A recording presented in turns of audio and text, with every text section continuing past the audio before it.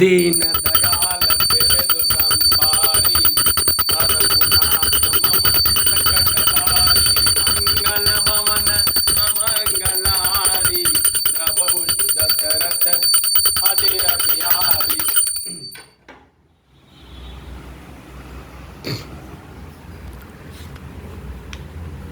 लंका में जिनसे हनुमान जी लंका को जलाकर गए, तब से राक्षस भयभीत रहने लगे। अपने अपने घरों में सब विचार करते हैं कि अब राक्षस कुल की रक्षा का कोई उपाय नहीं है।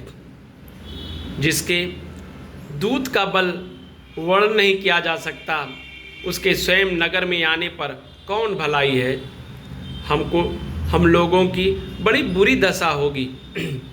दूतियों से नगरवासियों के वचन को सुनकर मंदोदरी बहुत ही व्याकुल हो गई।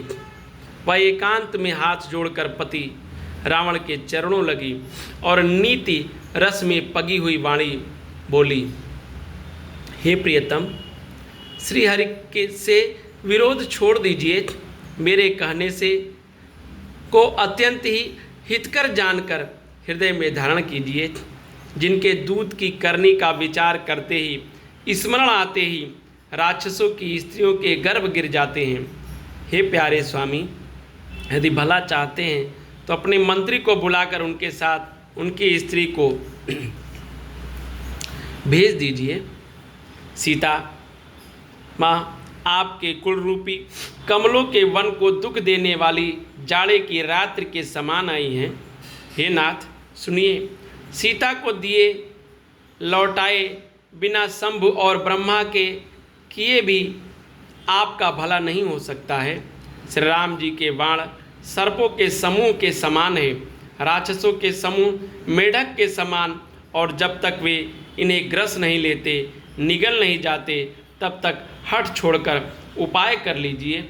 दीन दयाल बिरद संभारी हरहु नाथ मम संकट बारी मंगल भवन अमंगलारी द्रवहु दशरथ अजिर बिहारी। मूर्ख और जगत प्रसिद्ध अभिमानी रावण कानों से उसकी वाणी को सुनकर खूब हंसा और बोला, स्त्रियों का स्वभाव सचमुच ही बड़ा डरपोक होता है, मंगल में भी भय करती हैं। तुम्हारा मन हृदय बहुत ही कच्चा और कमज़ोर है। यदि वानरों की सेना आवेगी तो बेचारे राक्षस उसे खाकर अपना जीवन निर्वाहन करेंगे।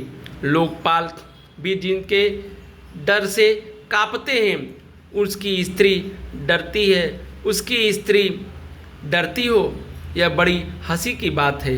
रावण ने ऐसा कहकर हंसकर उसे हृदय से लगा लिया और ममता बढ़ाकर अधिक स्नेह दर्शाकर वह सभा में चला गया।